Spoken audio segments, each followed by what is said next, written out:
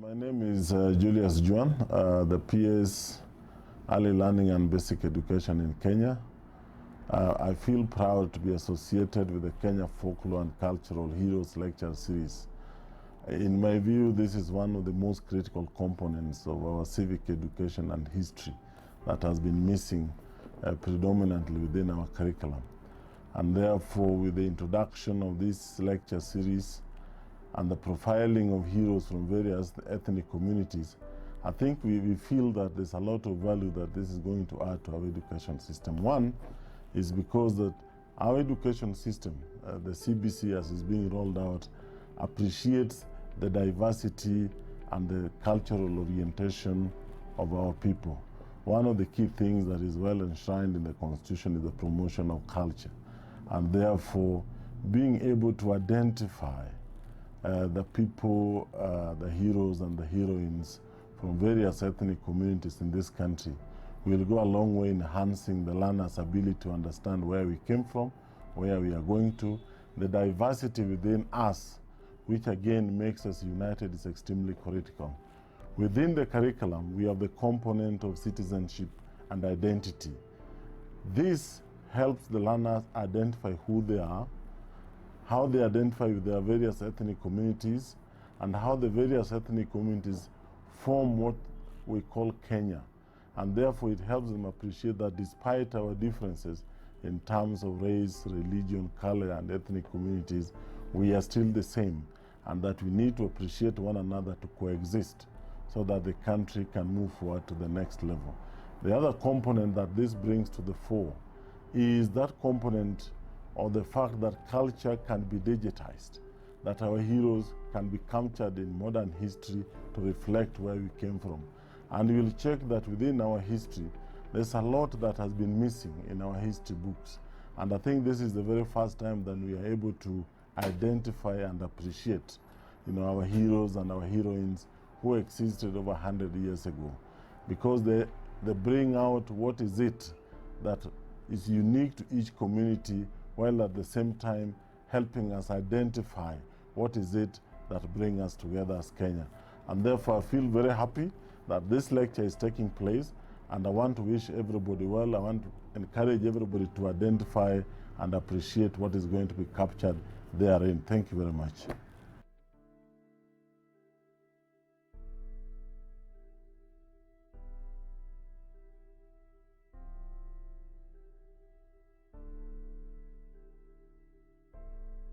My name is Mekatilili, and I am the co-director at Mashujaa Stories Limited, and also the illustrator behind the Mashujaa Stories character. Mashujaa is a legend, a hero, a leader in a community. And so Mashujaa Stories means the stories of our legends. Mashujaa Stories was formed after the realization that there's a gap in our pre-colonial history, particularly that of the legends.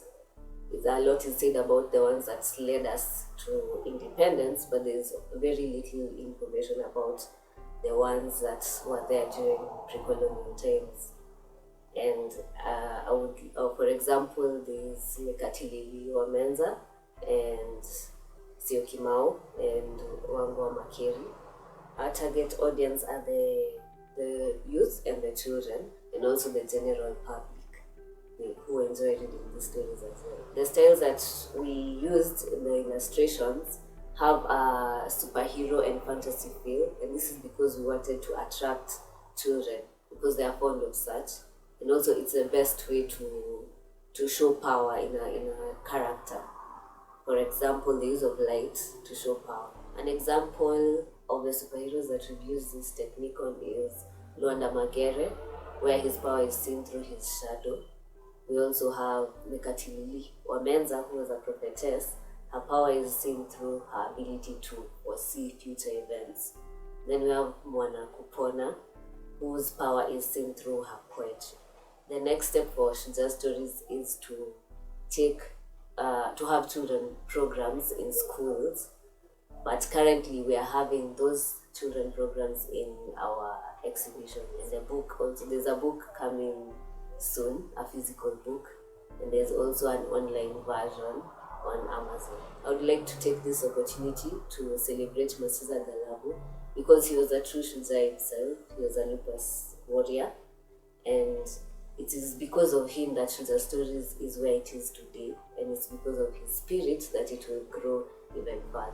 I would like to thank Professor PLO Lumumba and all the other partner organizations for building public discourse on these superheroes through this lecture series. And also I would like to thank the National Museums of Kenya and Google Arts and Culture for helping us uncover more stories that were not documented before.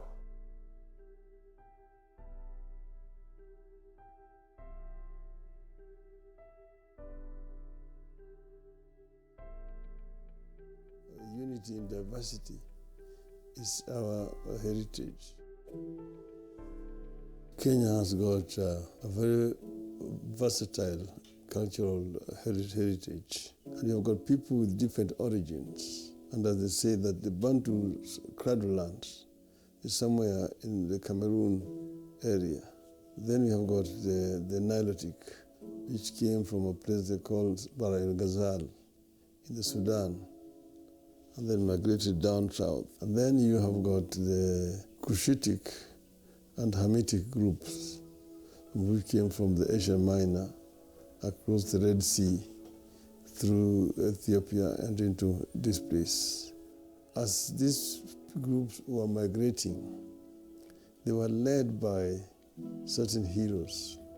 The Suba, who were led by one Witewe and Kiboy. Mangeka, she was the hero of the Taita people. All these people had their heroes.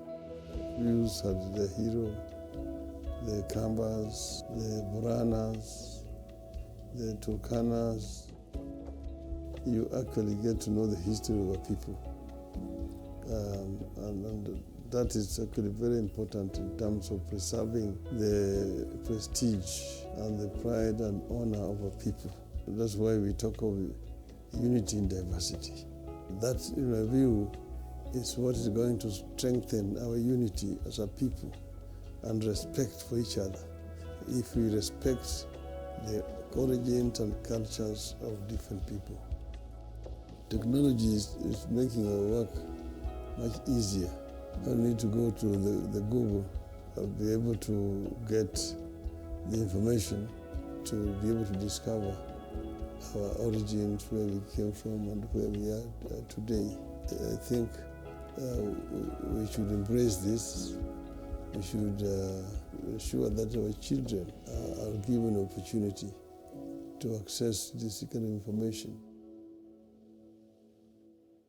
I want to thank Google for the work that you are doing, partnering with the government in this very, very essential and important subject of rediscovering ourselves, finding out where we are, where we came from.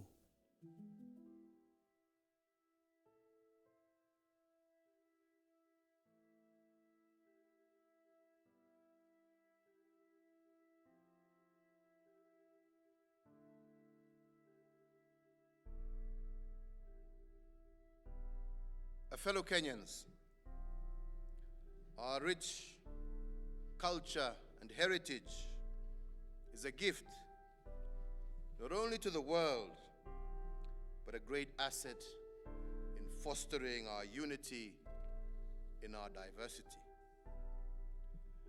As we continue to work together in transitioning from a nation of blood ties to a nation of ideals, the Ministry of Sports, Culture, and Heritage has curated and brought to life the inspiring stories of 61 of our folk and cultural heroes. These individuals, whose ideals, whose courage, whose leadership and pioneering spirit brought hope and inspiration to our early communities and is weaved into the fabric of what makes us Kenyan. long before the scourge of colonialism cast its dark shadow across our lands, we knew the greatness of matriarchs and patriarchs and the courage of our warriors.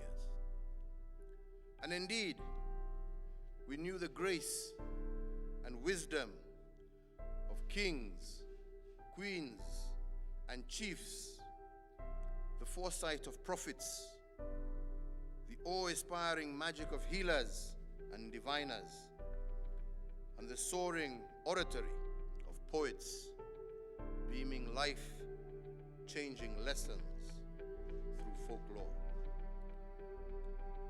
We are in a time of great reckoning as a people, and we must go way back in time and trace ourselves from all corners of Africa, understand why our ancestors left where they came from and what they were looking for when they began migrating to this frontier. We must look for our common vision in the dreams of our ancestors. We must seek out their wisdom and preserve their memory. We must bring them to life in a way that present generations can relate through technology. You can begin that journey by visiting the National Museums of Kenya page on the Google Arts and Cultural platform to learn the stories of our folk and cultural heroes, relive their experiences, and draw the inspiration that you need from them in order to play your part in constructing and exemplifying our national ethos. I thank you all.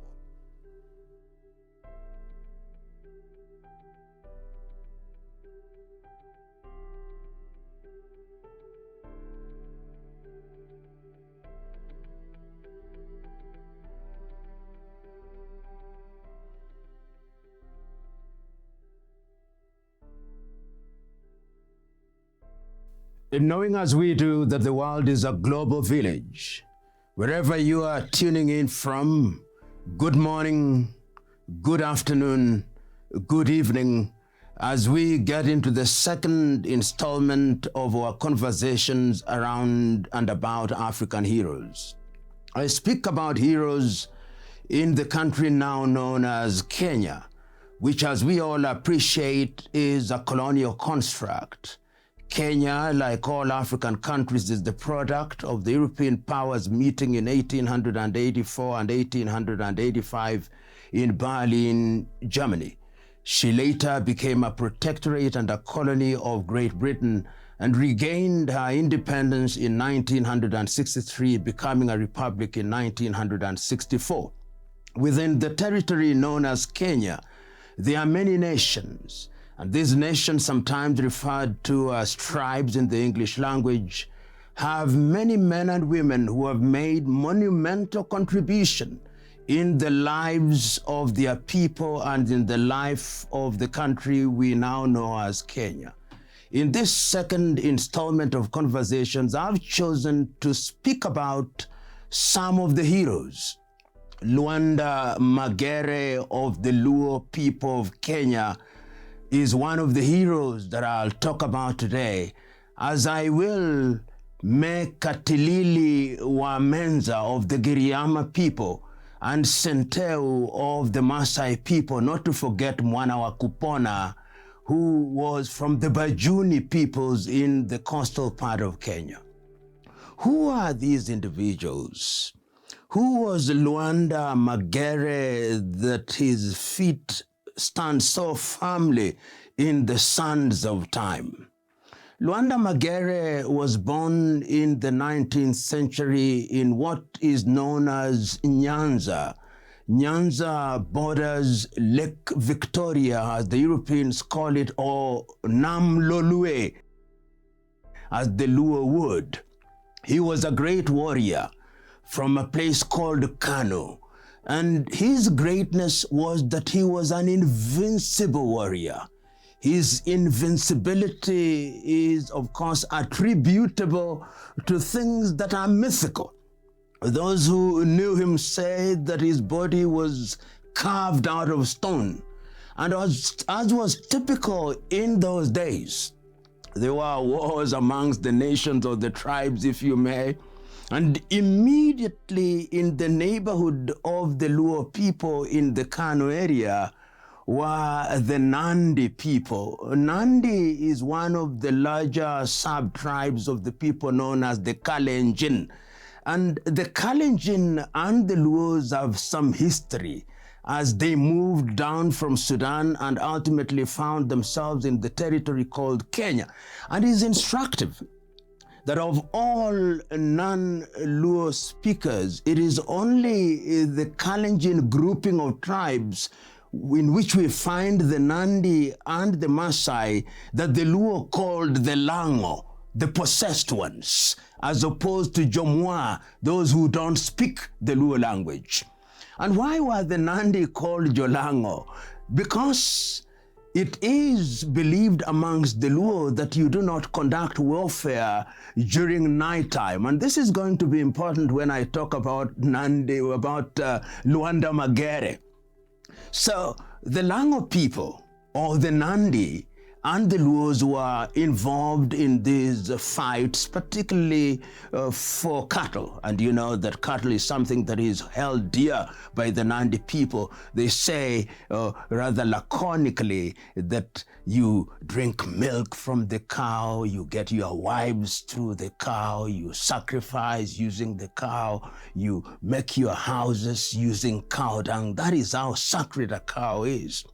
And what the Europeans would call cattle rustling is actually not rustling amongst the Luo or amongst the Nandi in those days. It was simply reclaiming what belongs to yours, and depending on who had greater power, you would reclaim back and forth.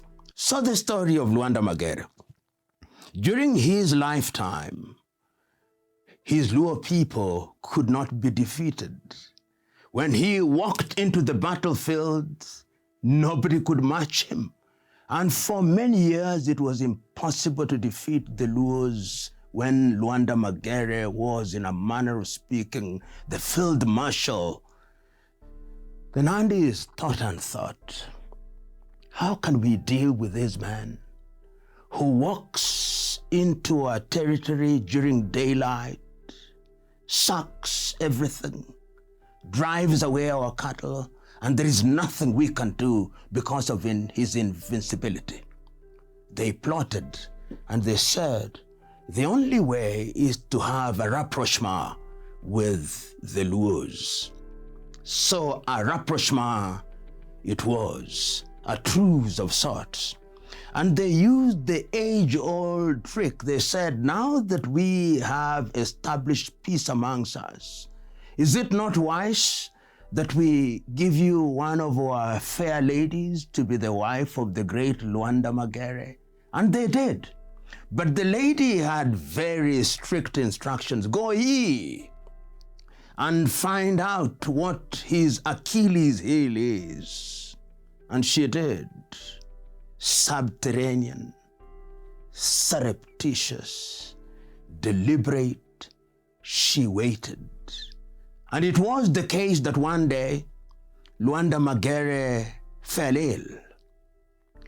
And what used to be the modus operandi of Luanda was that when he fell ill, it is only his first wife that would tend to him. But on this fateful day, it was not to be. The first wife was engaged elsewhere, and she called the lady from Nandi and told her, I'm unwell, and I want you to administer some herbal medicine. And he told her, look at my shadow, cut it a little, and you administer the medicine. And she did, and lo and behold, blood flowed, and she administered. That very night, she ran away to her people saying, almost like Archimedes in Greece of old, Eureka, Eureka, I now know. The man has a weakness. It is his shadow that bleeds. It is his shadow that is made paradoxically of flesh. Then Andy said, we have now found it. And that very night, at night, contrary to the laws of war, the unwritten laws of war, they attacked the Luo people. A siege war. And it went on and on, on and on. And Luanda Magere was ravaging. And as they were retreating, one man realized it was now daylight, that we had been told that his weakness is in the shadow. He came back and stabbed the shadow, and Luanda Magere ran away from the battlefield. He was never to be found until one day he came at night in a dream to some old men and said that he could be found at the river Nyando, where there was a big rock. Hence the name Luanda Magere. Luanda in Luo means a rock. And that is the legend of Luanda Magere. If you want to compare it, those of you who are familiar with stories written in the Bible, you will read the story of Samson and Delilah. You will read in Hindu mythology the stories of women who have done their thing to men. You will read in Islamic tradition. This is to demonstrate to us that amongst our own people we had heroes of comparable stature. Luanda Magere, the epic of the Luo nation, whose story remains alive and has been told and retold, and I believe will be told and retold.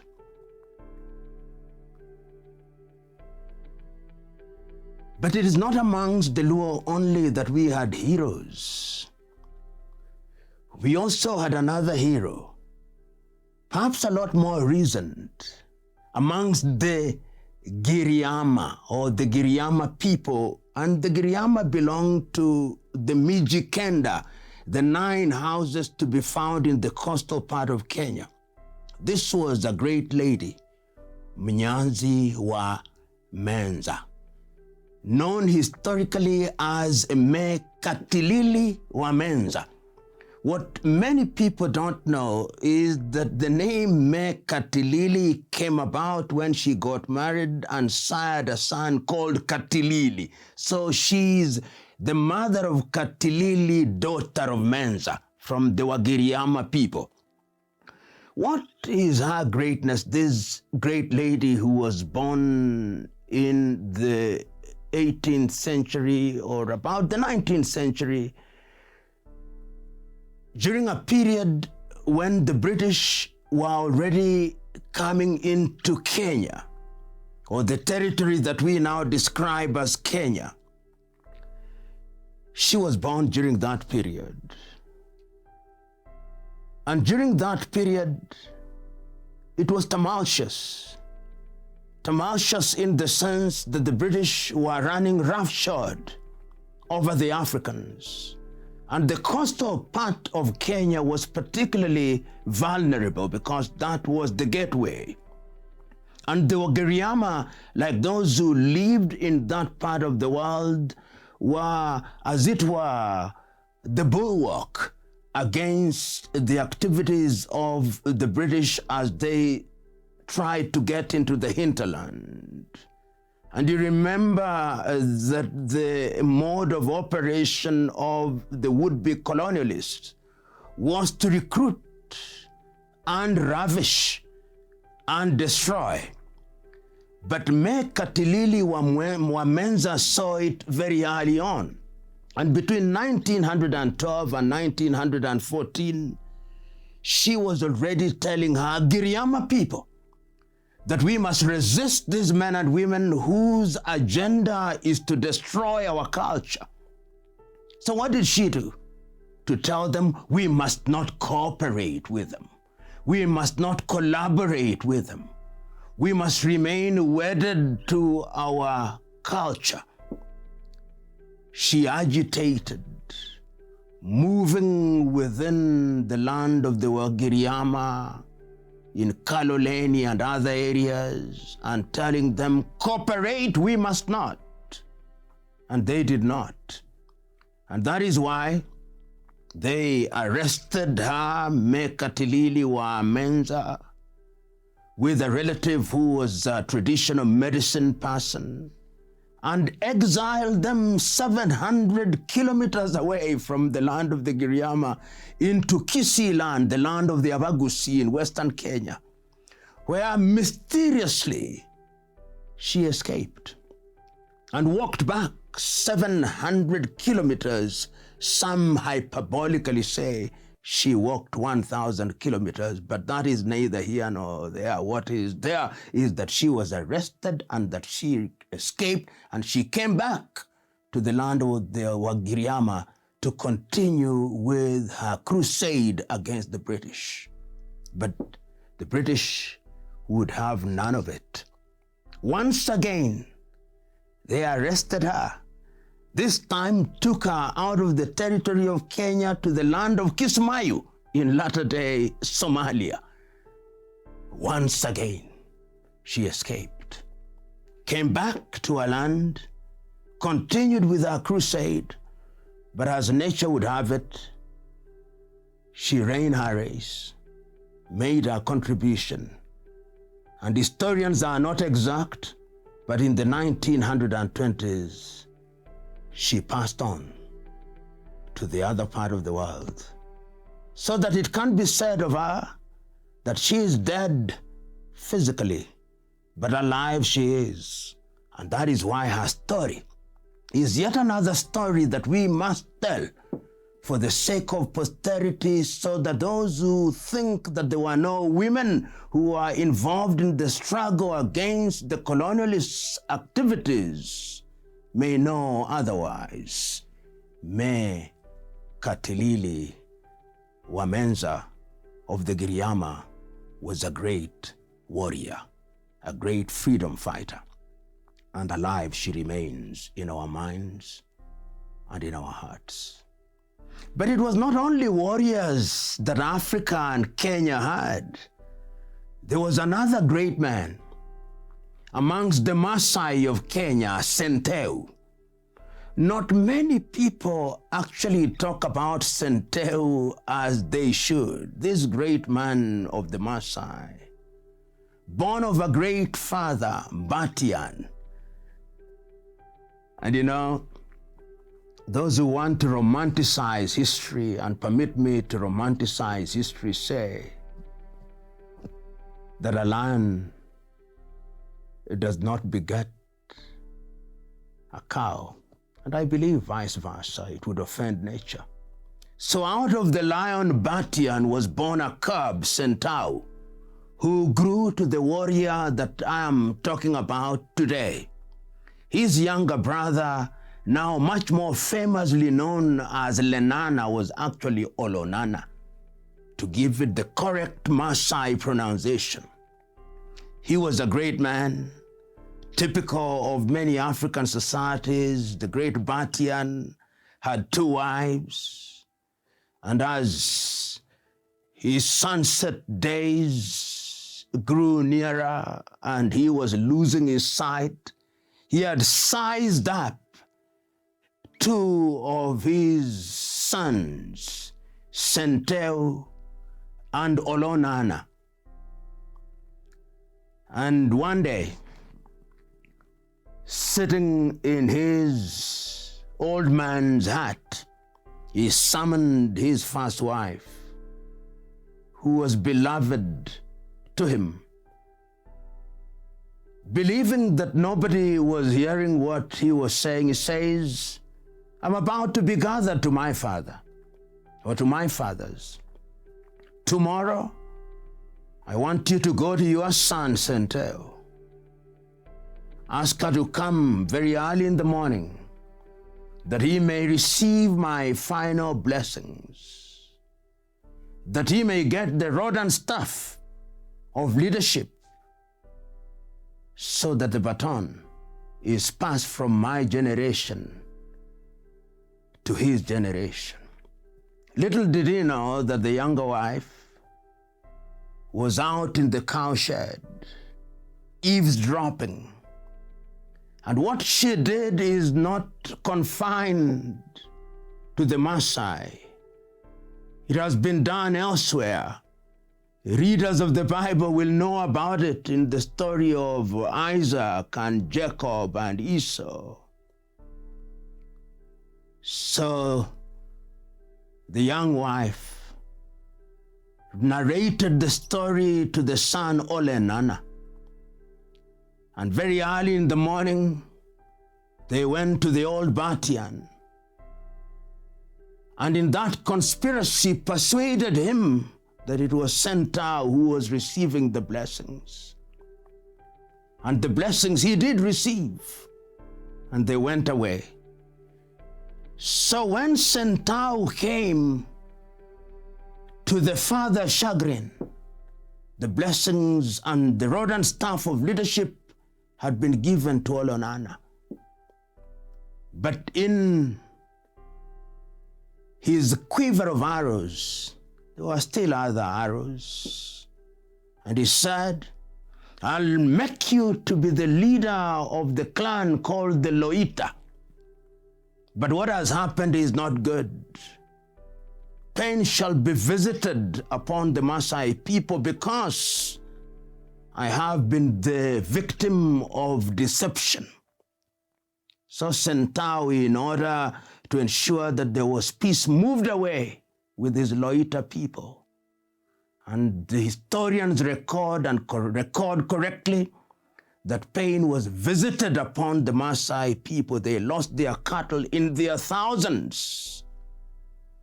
But one day, after great contemplation, Senteu came back to his younger brother Olonana and told him, there is no wisdom in our squabbling and quarreling. Let us make peace.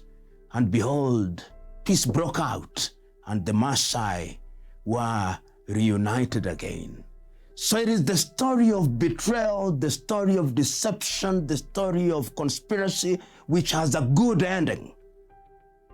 Ending of peace.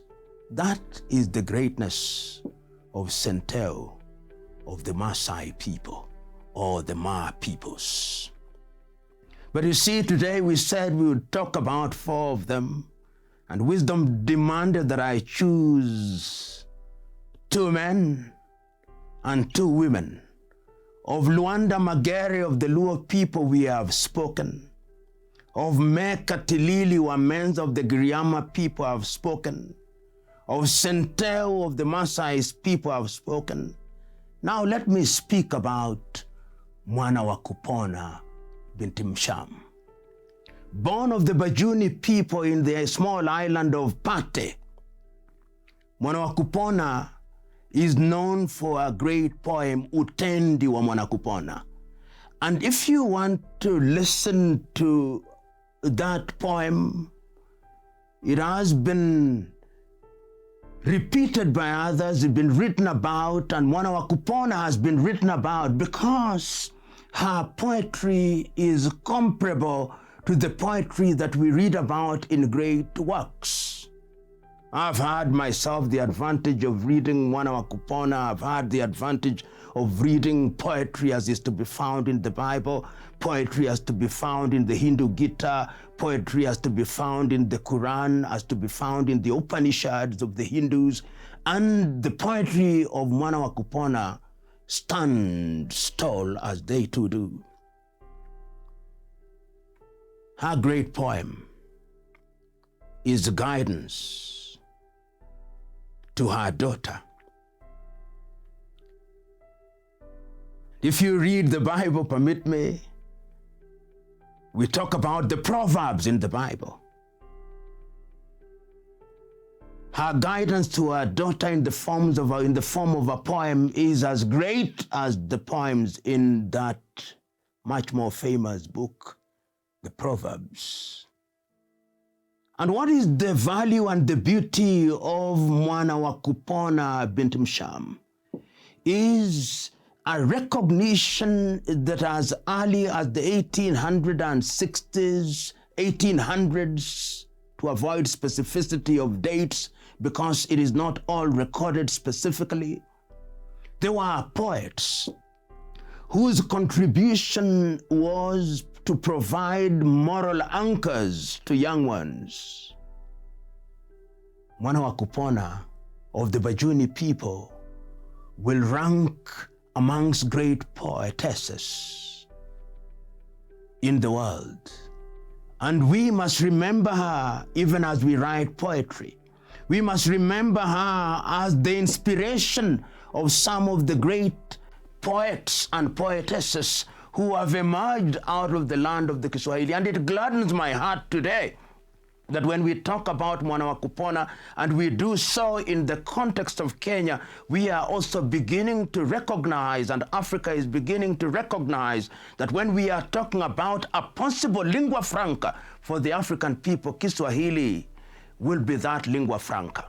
And that is why thinking about heroes is not about animating fossils. We are trying to demonstrate that their work and their contribution to our lives can be given practical meaning in the world that we live in today. Mwana wa Kupona bint Msham will go down amongst the pantheon of great poets and great poetesses that this world has ever produced. Ladies and gentlemen, wherever you are listening to these conversations, our mission is to remind us that a people without a history cannot have a future, and that our history is built on the bedrock of the trials, the tribulations, the struggles, and the efforts of our great men and women. Today, we have had a conversation on the person of Luanda Magere of the Luo people, Mekatilili Wamenza of the Giriama, Senteu of the Maasai people, and Mwana wa Kupona bint Msham of the Bajuni people in Kenya. We meet again as we look at other heroes. Stay safe, stay focused, and stay switched on, knowing as you do that history is the mother's milk of civilization.